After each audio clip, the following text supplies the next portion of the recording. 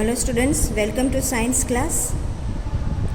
Now lesson number 7, weather, climate and adaptation of animals to climate. So in previous videos we have learned about weather, after that climate also. Now today climate and adaptation. So climate has a profound effect on all living organisms. It means we can say that climate give that effect on all living organisms.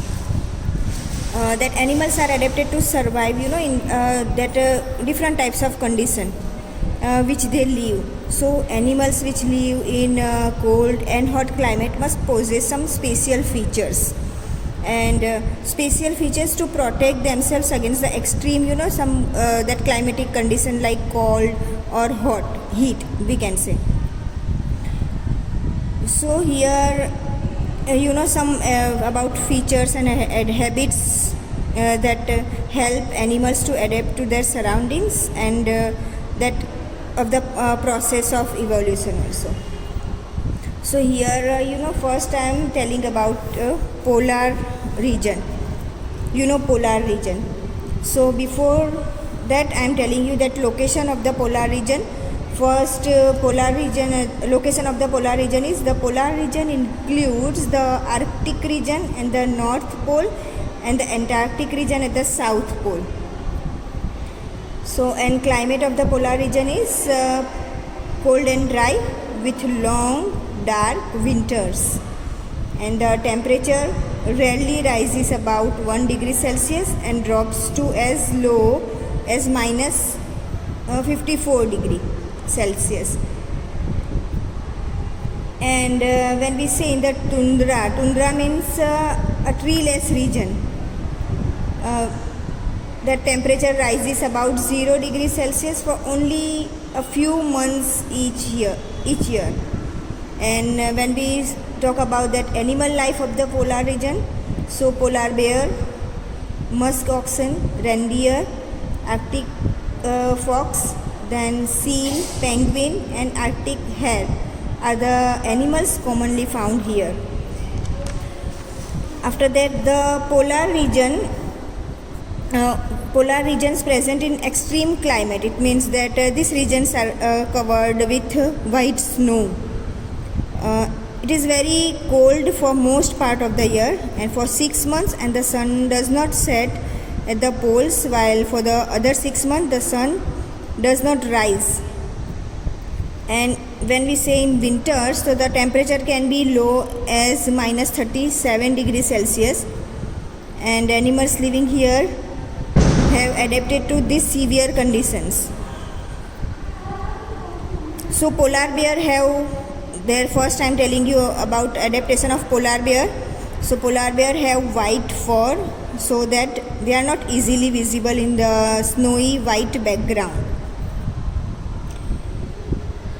So, and it protects them from their predators, and it also helps them in catching their prey.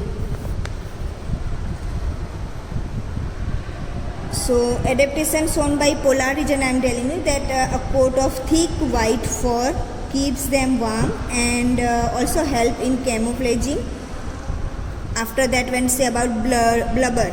Blubber means, it means a layer of fat under the skin, that is blubber. So layer of fat under the skin act as an insulator, keeping them warm, and it also serves as an energy reserve during the cold winter months. Then their sense of smell, about their sense of smell, so an excellent sense of smell helps them to locate a prey. Then I will say about hibernation. So hibernation, an excellent sense of smell helps them to locate a prey. Then hibernation, female polar bear hibernate in their dens during the winter, and they use up their fat reserve to survive during this period, and they also give birth to young cubs during this period also. After that, see that after that here penguin. So adaptation shown by penguin. So first about body design. So they are flightless aquatic birds. First of all, penguins are a flightless aquatic birds, and they have streamlined body and paddle-like wings, and their feathers are very tight. So that tight feathers make them expert swimmer. Now about blubber. So the presence of blubber act as an insulator, keeping them warm, and they also huddle together in large groups to keep their bodies warm. Then adaptation in see that. After that, like polar bear, penguin are also good swimmer, and their bodies are streamlined and their feet have webs, making them good swimmers. Some other animals also living in polar region are many types of fishes, musk, oxen, reindeer, foxes, seals, whales and birds.